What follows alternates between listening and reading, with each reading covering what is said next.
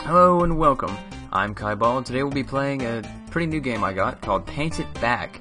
It actually came out on the 14th of October. So 2 days ago, basically, from when I'm going to be able to post this.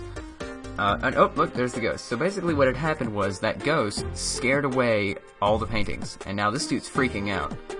We've got to be able to make sure that we can paint back all of his paintings. So this is basically a kind of puzzle-based, artistic-style game. It's kind of interesting, actually. So we're going to start off first here on the training hall. Go ahead and explain that I'm commenting this after playing because my microphone did not hook up while I was recording. A little infuriating, but not a problem, really. Alright, so going to the first tutorial, nice and simple. I just figured I'd go ahead and show off some of the tutorial levels anyways.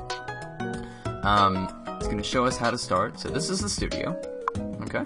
So to paint, you click the squares. I shall demonstrate. Alright, he just kind of drags his squarey little finger down there. And he's painting me a sunflower. Up. Paint the last square. You did it! Alright. Alright, so yeah, this is kind of a blend of a puzzle. It reminds me a little bit of Sudoku, except it's not so mathematically based. It gets a little complicated later on, but it's a fun puzzler, I will say that. Okay, so now we're doing Sunrise at the Beach. Okay? Now, the key to being a good artist, of course, is figure out which squares to paint. But, I mean, who needs to go to, you know, any kind of fancy art college or DeVry University? Who needs that? All you gotta do is paint squares. That's how this works. Okay? So, we know that there are two connected painted squares. So if you have two numbers, if you have one number, those are gonna be connected together, instead of just a certain set of individual squares. So now it wants me to paint this column. Alright, I'm gonna knock that out. There we go. And it turned gray because I painted it. Fantastic. Alright, so now we painted this column. And look at that, I also painted that I also painted those two that I was missing. So we found that out. So now we gotta paint all these rows, because we know they're full up. So drag those over real quick. There we go. And we managed to do the fours as well, so there we go. Nice little painting, depiction of a sunrise at the beach. It looks lovely. Now, all these puzzles, of course, are not going to be a 5x5 little grid. They're going to get significantly bigger. Some of them go up to like 40 by 40 and stuff like that. They get pretty impressively difficult, actually. I'm going to show off this last tutorial because it's kind of showing off like how some of the game mechanics work. And we can go ahead and use these X's here and cross out the fact that we're not going to be using that line at all. Okay? And then we know that we've got 4, but we can't use that 1, so we can just go ahead and finish off that row. Okay? So just finish the painting. This one was nice and simple. I knew that I had the 5 there, and the 5 there, and there we go. Frankenstein's monster. And it looks amazingly like Mary Shelley depicted. It's amazing. So we're going to go on ahead, and I'm going to skip past the tutorial real quick, and we're going to go ahead into the first major painting gallery, essentially. Okay, let's rock and roll. Alright, now finishing the girl with the ponytail, I thought I'd show you all off what happens when we get a new achievement. It's pretty cool. He looks like one of those 5-star generals, really dressed up with all these medals and stuff.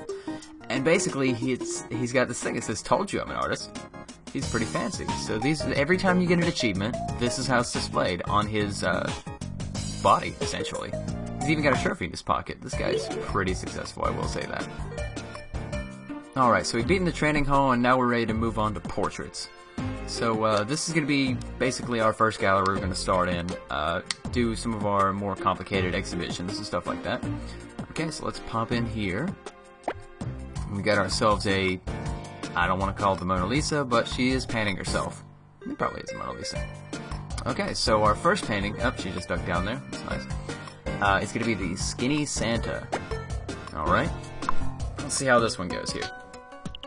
Okay, so we got our normal fashion. Now, I skipped this in the tutorial, I wasn't paying attention, but basically these ones that I'm circling here means that there's going to be that many in this particular row, but they're not going to be connected. So it'll be 2 connected, 2 connected, and then 1 connected, or 1 connected and nothing, with a space in between. Now, there will always be, what's the word I'm looking for? There will always be at least one space in between, but there could be as many as the entire row between. Now we know that that middle row is not going to be worked. I don't know why I bothered to put that there, but basically we know that we need the 2 and the 2 in the bottom, so we're going to stick that there, and there we go. A skinny Santa. We're just basically just looking at his boots. But hey, whatever works. Alright, so nice work. Let's see what we got for that one. Skinny Santa, we got our ribbon. Fantastic. Don't guess, it'll lead to painting chaos. We don't want to do that. Alright, so the matchsticks, Mia, Milo, and Mitch. Now I love matchstick artwork, and I'm not going to say particularly matchstick artwork, but like when you draw with Lego kind of thing, essentially you just draw blocks and you stack colors, and people have to guess what that character is that you're making. Now I knew this one immediately from the get-go, because I knew, like, it said the matchsticks, so I was like, okay, this is just going to be a matchstick family. So there we go. One matchstick family. Mia, Milo, what was it again? Mia, Milo, and Mitch, left to right. Alright. So now we've got the calisthenics with Farmer Joe. I'll go ahead and do another 5x5 here. Show off my matte painting skills. So we knew that he had arms going across, and it told us that if you have 4x4 and it's a 5x5, you're going to have at least those 3 in the middle. You know, it has to be one of those and then connected to the other side. Now, I knew that, I kind of took a guess here because we had the 1 and 1, and I knew I was drawing a person. So there we go, calisthenics with Farmer Joe. Look at him. He is buff, he is ready to work. I mean, he doesn't even have a neck. He is fantastic. These paintings are really cool too. Now, I was admittedly hoping that when I got this game, I was actually going to be painting instead of filling in black squares to create a colored square. But admittedly, it's not a bad game at all. It's actually really fun. Now, I did end up unlocking the nature of things while doing those first ones.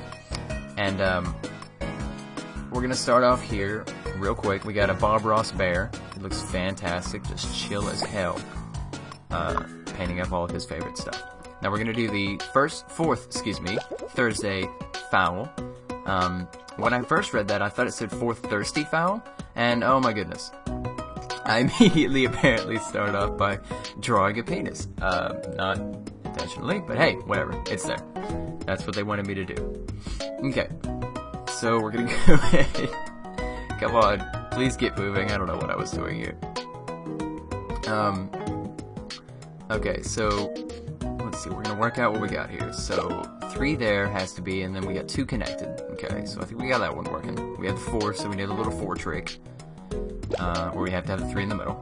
And I took a guess at that. So now we got the gobbler's head. I figured out this was a turkey, because like I said, before I thought it was 4th thirsty, and I was like, wait, that's a turkey. Okay, so we got that there. We got his butah, and I figured out that was kind of wrong. But there has to be the 4 connected. So what I did was, I took off the 1 for the 3, put on the 1 for the 4, because you see that where it has that spacing, it's 1 and then 2 connected, and there we go. We got the 4th Thursday foul. Looks nice. Looks really nice. This is actually a really fun game. Now, next I'm going to show off one of the more complicated ones that I skipped ahead to, because as you saw, like, you don't have to finish a whole gallery to move on to a new one. And you can also pick whatever thing you want. I don't have to do the pony crossing the Rio Grande, but I go ahead and do it. But like I said, I'm going to go ahead and skip to the more complex one. Alright, so now we look at the more complicated ones. Now we're still in the animal one. We've skipped ahead to the Nature of Things gallery, and we went ahead and picked the Banana Bonanza.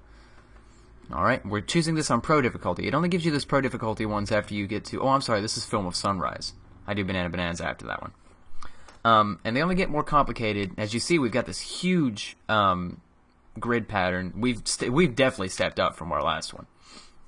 Alright, but we still have the same general cues. If there's 20, it's 20 long, you go 20 across. 10 down, blah, blah. So I'm going to speed this up right here. The audio is going to stay the same, don't worry. I'm going to be like, beep, beep, beep, beep, beep.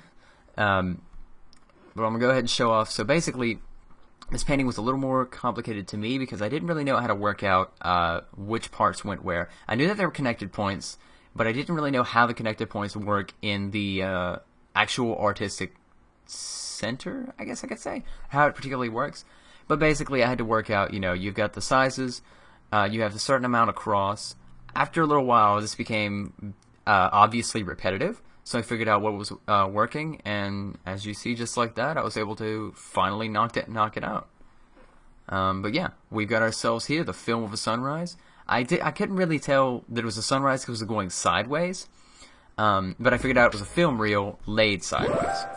So if you were to tilt it right, stand it up, you would see the actual sunrise coming through. Yeah, pretty cool one actually.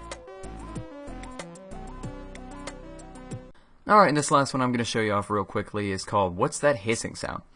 Now, initially I thought it was going to be a snake. Turns out it was a bomb. Sorry to spoil it like that for you, but I mean, you're going to pretty much be able to guess it up in like 10 seconds. As soon as I start, because like I said, I'm going to speed this one up, because this one actually took me a little while. The number sets were a little complicated. Sadly enough, even though I was drawing a circle, I didn't really catch on that I was doing that. I didn't, read it the right way, essentially. But as you can see, I mean, you see I have a little bit of trouble with it. I go back and forth. It's a little complicated. But you know what? I think it turns out pretty good. But yeah, like, I mean, that shows you, just how big and how complicated these can be. And this is only a 20 by 20.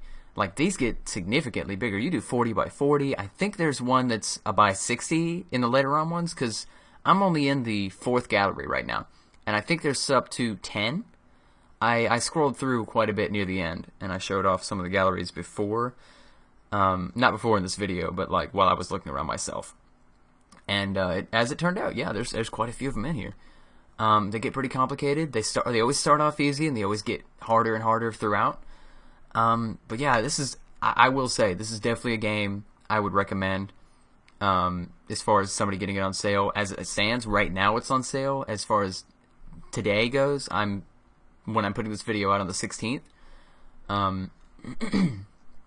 But yeah, this is a really good one. And as you see right there, I've just finished it up. I've got myself a beautiful looking bomb, ready to go do, evil work. It's one of those big black comedy bombs. Excuse me. I like those kind. But yeah, that's basically what we were going for. All right, so thank you all for watching. I'm gonna end it off here. This game, like I said, I will definitely recommend as a fun puzzle painting game. You get to make a little bit of artwork, you get to have some fun. As you see, like, they get, you got those really big painting canvases, excuse me, I couldn't think of the word there. And then we've got all kinds of galleries. I mean, look at this, we got the Scenes for Dreams. That's 4 galleries ahead of me, and I'm only on the 4th gallery, I think. Yeah, portrait, yeah. Having a bad, well, 3rd gallery if you don't count the tutorial. But yeah, I mean, it's a really fun game. It's really cool for any kind of puzzle lover, or let's say anybody that likes just kind of making their own artwork. It's kind of, sort of. It's not exactly a painting game. Oh, there goes the ghost. And there's a bee. Cool. Alright, but yeah, I'll definitely say that. I'll also like to say, as an update, I haven't quit doing Minecraft videos, but I have been noticing a trend where some of them aren't being exactly viewed, so I'm going to just kind of diet down to only Ars Magica 2 and Blood Magic, and unfortunately, I'm not feeling like Ars Magica 2 is going to go too much further because nobody's keeping the mod up. I don't know what to do about that. But anyways, thank you all for watching, remember to like and subscribe, and you all have a good day.